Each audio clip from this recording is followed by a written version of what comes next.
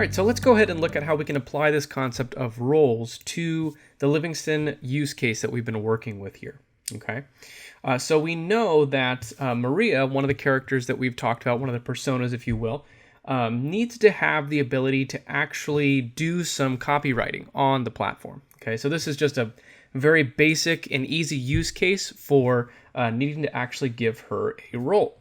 So let's go ahead and walk through the process of giving Maria a copywriting role specifically for the sites that she'll be working on. Okay, so go ahead and open up the control panel. Again, if you're not already logged in, make sure you are logged in for this set of exercises. Okay, go to users and roles.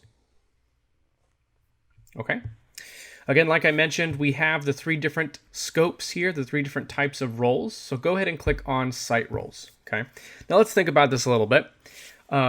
We know that Maria needs to create new content. She needs to do some copywriting, like I mentioned, on some different sites on the Livingston platform.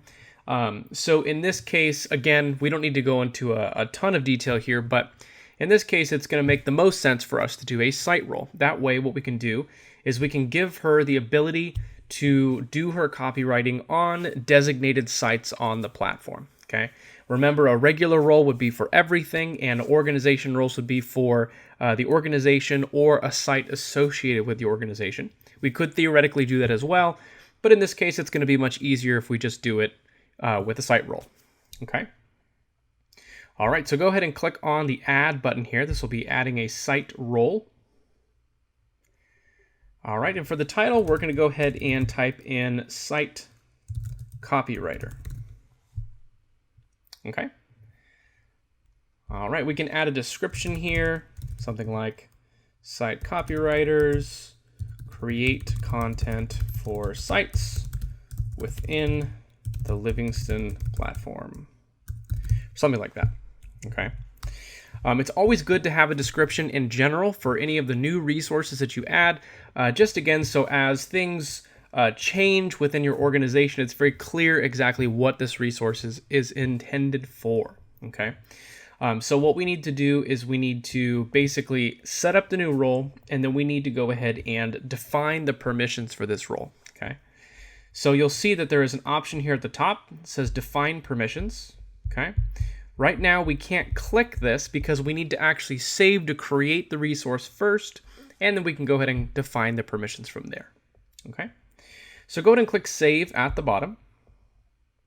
All right, once we save this, we now have a site copywriter role. We could theoretically give this to any user at this point, but let's go ahead and define the permissions together. Okay, so go ahead and click on Define Permissions here. All right, and you'll see there's this little drop down next to the site administration section here. Okay, and this is where we're going to find all of the permissions. Again, those are actions on resources for anything within a site. Okay, all right, so let's go ahead and give her the proper permissions. Now, what kind of permissions would Maria need? Okay, if you'd like, you can feel free to pause the video, think about that for a little bit, maybe come to your own conclusion, and come back. Okay. All right, so what we need for a site copywriter, we need to give them the ability to create web content. Okay, web content will be the primary way of adding new content to any Livingston site. Okay, now there is also a use case for creating new content and also needing to add, let's say, images to that content. Okay, these could be new banners, these could be new marketing copy or anything along those lines, and we may need to make sure that she has the ability to add images as well. Okay, so what that means right out the gate is at a very base level, we need to give her permission to use web content to some level, as well as documents and media. Okay, so let's look at what this would look like here. Let's go ahead and open up the content section. All right, and this is where you will see all the different types of content that you can work with within a site. We will see, of course, web content right here. Okay, and if we click on web content, we'll see a number of permissions options here. Okay, now there's general permissions and resource permissions with some different titles. So let me just break this down for you really quickly. General permissions are permissions or actions that you can perform on this particular resource in general. So do we want to give them access to the site administration panel? Okay. In some cases, we might want them to work directly on the page, or sometimes we want to have them work within the site administration panel and then maybe go through a review process or something along those lines. If that's the case, then this is something that we want to add. Okay. Otherwise, if we want to give them the ability to do some more administrative tasks like configuration, controlling permissions, different things like that, you will find those here as well. Okay. Now, for our purposes, we do want to give Maria access to site administration. In the Livingston use case, we will have a review process in the future, and we basically want her to work within site administration, create some new content, have it reviewed, and then someone else will be responsible for the structure and design of the actual site pages. Okay.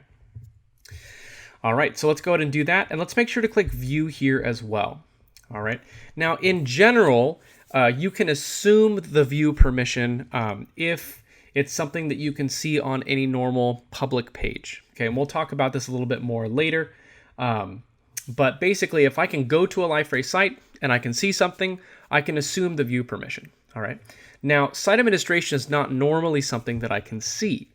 So this is something that I'll need to explicitly add. They'll need not only to have access to site administration, but they'll also need to actually have the view permission to see the web content section as well. So make sure to add that there. Okay. All right, if we scroll down to the resource permissions, this is going to look very similar for all of the different types of content here. Okay. So we have general web content, okay, things relating to web content in general. Can we add it in general? Can we add folders in general?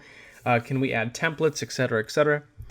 If you come down, then you get into the specifics, all right? So for example, we have web content folder here. If I can add web content folders up here, then I may need to come down and specify permissions down here, okay? You'll see the same thing for articles, feeds, etc., etc., etc. Okay, so it's just allowing you to see the specific resources that you can perform these actions on. Okay, now what we can do here is we can actually control a little bit of organization with permissions. So for example, if we want Maria to be able to, of course, add content, but we also want her to only work within a specified folder structure, what we can do at the very top level here is we can say we only want her to add a folder. And that's it. Okay. And of course, if you're not sure if she can view that, you can go ahead and just add view. Okay. You can basically always add view if you're not sure. Okay. But by doing this at the top level, when we come down to the web content folder, here we can go ahead and add web content. Okay. So what does this mean? This means, practically speaking, when she's doing her job, she needs to actually either go into a folder or create a folder in order to add new web content, okay? So it's always going to be within some sort of folder structure, okay? What we can do is we can also give her the ability to add a subfolder, okay? So of course she can create more of a folder structure, all right? And we can also, again, if you'd like, you can go ahead and do view, okay? All right, if we wanted to get more specific with the web content article itself, we could give her permissions to delete, to change their permissions, to update, etc., etc., etc. Okay. We might want to give her the ability to, let's say, update, for example. That would be to edit the content if she needed to, but you don't have to do that. That's not written in the exercise steps. It's just something that you can do here. Okay. I'll go ahead and leave it. And then we can scroll down and click Save. Okay. Now, of course, as you just saw, as I scroll down, there are a number of resources that we can add permissions to, but at a basic level, we need her to work within a folder structure and add and update some web content. Okay. So that's just for web content there. We can essentially do the same thing for documents and media as well, giving her the ability to add images and then add them to her web content. Okay. So open up the site administration section here again. Open content, go to documents and media. All right, and essentially the set of permissions is going to be the same. So we can start by giving access to site administration in view, so she can preload some images if she needs to. Okay, if we come down to resource permissions, it's going to be the same basic structure that we just saw with web content. The only difference will be now we're working with documents in general, and then specifically document folders, the actual document itself, etc., etc. Okay, so we can enforce the same kind of organization. You must work within a folder, and I'll go ahead and add view here as well. Okay, if I scroll down to the folder, here I can add a document, I can add a subfolder. Okay, again, if you'd like, you can do view, it's totally up to you. All right, and then there's the document here. Again, if I wanted to, I can give her the ability to update or edit, etc., etc. Okay, so it's pretty basic, it's pretty straightforward once you know what you actually need. Okay, so for our purposes, that's actually all we need. So we can scroll down here and click Save. Okay, so now Maria will have the ability, once we add this to her user, of course, to add web content in a folder and add documents in a folder as well. Okay, so she can create some of those things. Again, if you're looking long-term, we could set up a review process, a business review process, so you have people looking at her web content, possibly copy editing, etc., etc. Okay. All right, and once you're done with this, what you can do is you can go ahead and click on the back button here, and we now have a site copywriter role right in this list. Okay. All right, so let's go ahead and test assigning this to our user, Maria. Okay, so what we can do, again, this has to be a site-specific role. It is a site role, which means we need to actually specify which site we are working in. Okay, so let's go ahead and update what access she has from her actual user account. There are, of course, a couple of ways you can do this. You can go to the site itself and you can manage the membership.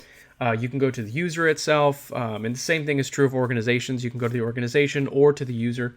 But let's just go ahead and go to her actual account and update it.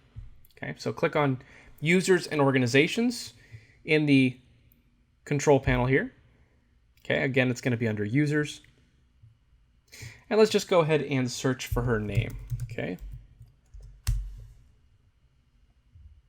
All right, so we see Maria. We can go ahead and just click on her user. We can click Roles. All right, you'll see right now she does not belong to any site, so I can't actually select a site role. So first what we need to do is we need to give her access to a site. Okay, so we can go ahead and click on Memberships here. And this is where we can go ahead and give her access to sites. Okay, so go ahead and click on Select next to Sites. And we're just going to go ahead and select the Livingston Hotels and Resorts site for this example. Okay, so I'll go ahead and click this. Go ahead and click Save. All right, and now if we click on Roles, we can go ahead and give her the new role for the Livingston Hotels and Resorts site. Okay, so go ahead and click on Select next to Site Roles. Here we'll go ahead and choose Site Copywriter. All right, and because there's only one site that she is a member to, it will automatically populate that for us. If she was a member to multiple sites, then we would see a list that we can choose from, and you just specify which site she will have this access to. Okay, and then we can go ahead and click Save. All right, so let's go ahead and test this out. I'm going to go ahead and log out as Josiah, okay, or log out of Josiah's account rather. All right, I'm going to click Sign Out in the User panel.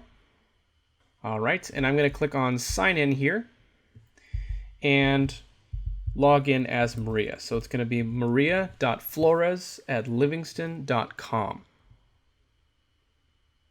Okay. All right, and for the password, we're just going to type in Liferay and click Sign In. Okay, this is one of the users that we brought in via the app earlier on, so we already have some passwords set for these users. Okay, if you're interested in logging in as anybody else, you can go ahead and just use Liferay as the password with their email. Okay, we're going to go through the same process we've seen before. Click Agree. For the password, I'm going to do Test. Okay, father's middle name again, Test. Okay, So now we are logged in as Maria. Okay. And to show what we can actually do with our role, like I mentioned, we have the ability to see the site administration panel. We can see web content, and we can see documents and media as well. All right, so to test our permissions, I can go ahead and click on Add Folder. Okay, again, you'll see there was no option to add web content. It was just Add Folder. Okay, I can call this, let's just do a test folder and click Save. Okay, so again, at the top level, I can't do anything but add a folder.